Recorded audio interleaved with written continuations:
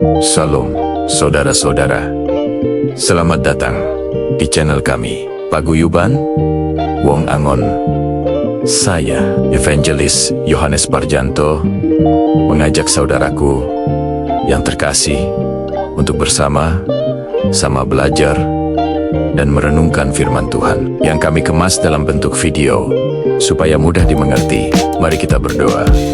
Tuhan Yesus, kami datang menghampiri tahta-Mu dan memohon supaya Tuhan memberi roh wahyu, roh hikmat, dan roh pengertian, sehingga kami bisa mengerti akan maksud dari segala firman-Mu.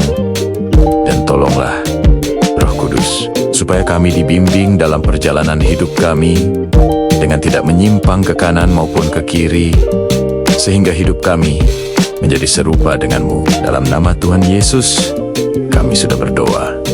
Amin. Halo semuanya, para kekasih Tuhan Yesus. Selamat datang kembali di channel kami. Pernahkah Anda mendengar tentang khotbah di bukit?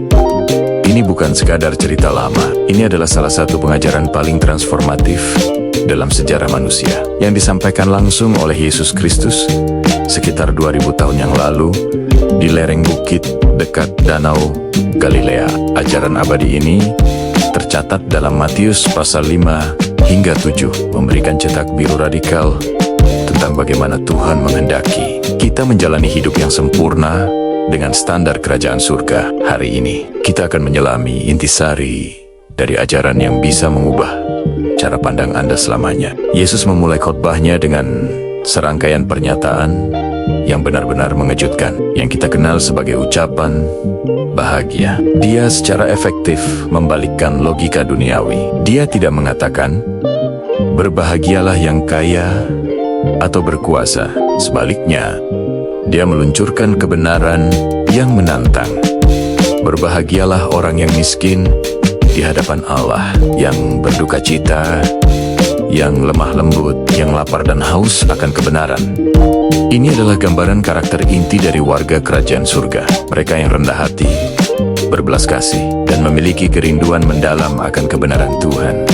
Sebuah kekuatan dalam kelembutan. Setelah mendefinisikan karakter, Yesus memberikan panggilan misi yang jelas. Dia menyebut para pengikut Tuhan sebagai garam dunia dan terang dunia. Garam berfungsi untuk mengawetkan dan memberikan rasa esensial, sementara terang menembus kegelapan total. Kita dipanggil untuk memberikan dampak yang signifikan, untuk secara aktif memengaruhi budaya di sekitar kita dengan nilai-nilai kerajaan, agar orang lain melihat perbuatan baik kita dan memuliakan Bapa di surga. Ini adalah dampak, bukan sekadar eksistensi. Bagian utama khotbah ini berbicara tentang standar kebenaran yang melampaui segala sesuatu. Yesus dengan tegas menyatakan bahwa Dia datang bukan untuk menghapus hukum yang ada, melainkan untuk menggenapinya secara total. Dia kemudian membawa hukum itu ke tingkat yang jauh lebih dalam, dari sekadar perilaku lahiriah menjadi kondisi hati yang terdalam. Bukan hanya jangan membunuh, tetapi juga jangan menyimpan amarah atau membenci saudara kita. Bukan hanya tidak berzina secara fisik, tetapi juga menjaga kemurnian hati dan pikiran kita dari keinginan yang salah. Etika kerajaan berakar pada motivasi internal, bukan sekadar ketaatan aturan formal yang terlihat baik di permukaan. Yesus juga secara langsung membahas kekhawatiran duniawi kita. Dia menantang para pendengarnya untuk berhenti menimbun harta di bumi, di mana segalanya bisa rusak dan hilang dalam sekejap.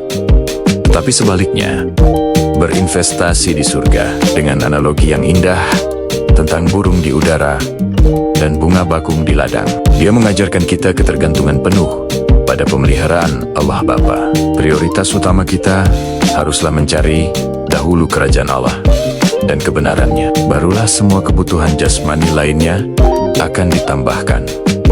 Sebuah janji yang kuat. Khotbah ini diakhiri dengan sebuah pilihan krusial. Yesus mengibaratkan dua orang pembangun rumah. Satu memilih membangun di atas pasir yang labil, yang lain di atas batu karang yang kokoh. Ketika badai kehidupan datang melanda, rumah di atas pasir runtuh total.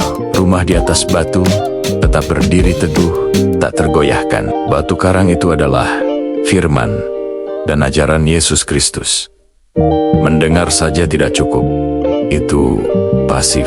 Kita harus melakukan firman-Nya. Ketaatan kita yang tulus adalah fondasi satu-satunya untuk kehidupan yang abadi dan kokoh. Khotbah di bukit adalah panggilan radikal untuk hidup berbeda. Sebuah kehidupan yang secara aktif mencerminkan karakter Allah di dunia yang membutuhkan ini. Ajaran ini menantang kita di inti keberadaan kita untuk mengasihi musuh, menunjukkan belas kasihan yang ekstrem, dan hidup dengan integritas yang tak tergoyahkan. Pilihan ada di tangan Anda. Apakah Anda akan memilih jalan yang lebar dan mudah, atau jalan sempit yang menuntut, tetapi menuju kehidupan sejati dan bermakna? Terima kasih telah menyimak. Jika konten ini menginspirasi Anda, jangan lupa like, share ke teman-teman Anda, dan subscribe untuk wawasan rohani yang lebih tajam berikutnya. Sampai jumpa di video selanjutnya, dan salam dari saya, Evangelis Yohanes Parjanto.